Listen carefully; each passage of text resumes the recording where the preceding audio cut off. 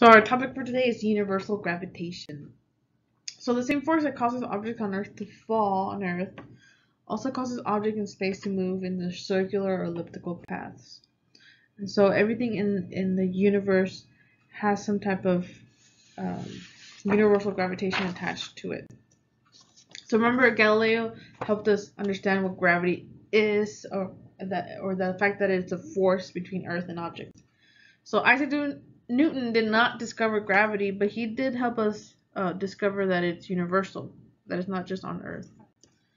So he first deduced that the force responsible for making objects fall on Earth, the same force that keeps the moon in orbit. And so that becomes very important for us to understand interactions between Earth and the moon and other celestial bodies. So this definition of the law of universal gravitation can be complicated, but I've highlighted the important words here. So every particle attracts every other particle in the universe. And there is a force that is attached to it. And this force is equal to the product of two particle masses, so two masses, divided by the square of the distance between them. And so let's talk about this a little bit more. So if it takes up space, it has matter. And if it has matter, it has mass. So everything with mass has a gravitational pull.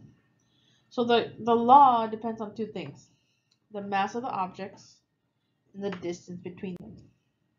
So if all objects in the universe are attracting each other with a force, how come students don't randomly collide into each other?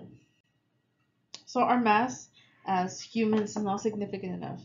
This universal gravitation works best for bodies that are large, such as planets. So what is the difference between mass and weight? And we've talked about this a little bit. Mass is the amount of matter, or remember, it's how much inertia we have. So the more mass, the more inertia. Less mass, less inertia. And weight is a force by an object in gravity. So if you go to the moon, what will change? So your mass will not change. Okay, you will still be the same mass, but your weight will, because gravity is different on the moon. The force of gravity is different on the moon. So here's the formula for the universal gravitation. So F is Newton's equals G, and G is a gravitational constant, 6.67 times 10 to the negative 11.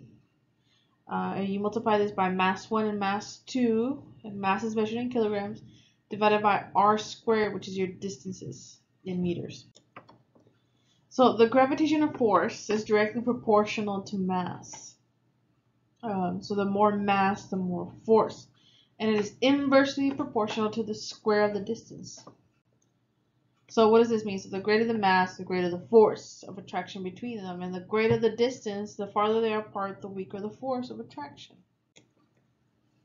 So to talk about this, let's talk about love. So when you're hugging somebody or something that you like your pet, or someone that you love, like your parents, or brothers and sisters, family member, when you hold on to somebody tight, you feel that warmthness, you feel the love, and that means you have more force there, right? And so that's how we remember it. But the farther apart you are, the more sad you are because you're not together, and so that's a weaker force.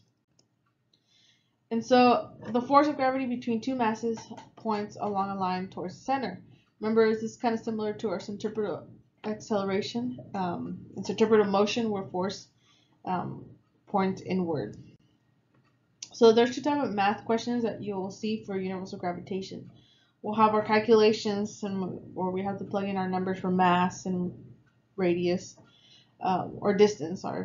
And there's also conceptual questions where we use ones to find out what happens for one variable. So suppose that two objects attract each other with a gravitational force of 12 newtons. So I'm going to start off with Fg equals 12n. If the distance between them is halved, so let's say when we do these problems, we do them like this, where we're representing m1, m2, so 1 times 1 over 1 squared, which is r squared. We don't care about the g because the g is a constant, and so it's going to be the same no matter what. So if the distance between the two objects is halved, And so my distance is represented by the bottom, r squared. So I'm going to change this. Instead of a 1, it's going to be 0.5. So what is the new force of attraction? So the top stays the same. We have 1 over 0.5 squared, which is 1 over 0.25. When we put that in the calculator, we get it's 4 times the force. So 4 times 12 would be 48. So our new force is 48. And that makes complete sense that our force went up because our distance between the two objects was halved. It came closer, so the closer it was, the more force it had. If the mass of one object doubles, what happens to the force? So again, this is going to be a conceptual question. We have 1 times 1 over 1 squared. And it says mass of one object doubles. So one of these changes to a 2. So 2 times 1 is 2 over 1 squared, which is 1, is just 2.